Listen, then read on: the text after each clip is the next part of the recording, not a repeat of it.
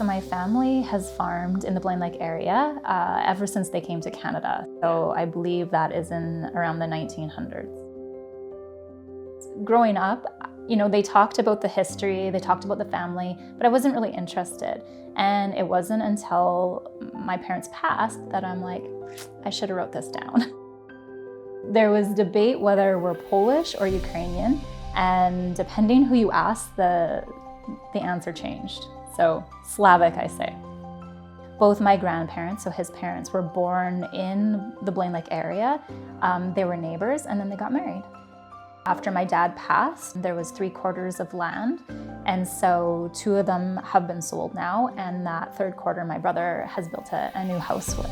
He rents to the family that bought the 2/4. It's multi-generational, and again, so the dad, I guess, is friends with my brother, and his 2 sons are now gonna help him farm. So it's to carry on that legacy, not in our family, but in, our family friends' legacy. And I think that's what's changed over the years. So when my dad farmed, a few quarters would get you by, and now small farms are obsolete and it's just big farms. And when I thought about selling the land, it was a hard decision because it was my dad's dream.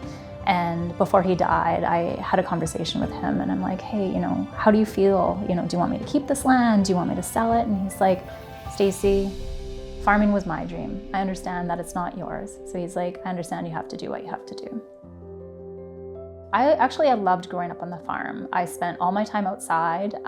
We had dogs and cats, and I'd ride my bike all over. And so my dogs would come with me, my cats, and I would often ride my bike to the river. The mama cat always went under this one granary, and so I'd sit there patiently and I'd have milk and tame, because they were wild.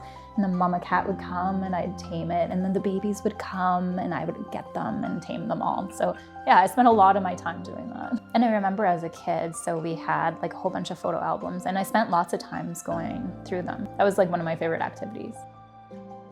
I may not be good at farming, but growing up on the farm taught me about business. And so I feel like that has contributed to my skill set. Because I'm in psychology school, I have to often reflect on my identity and how my background and my heritage has impacted who I am.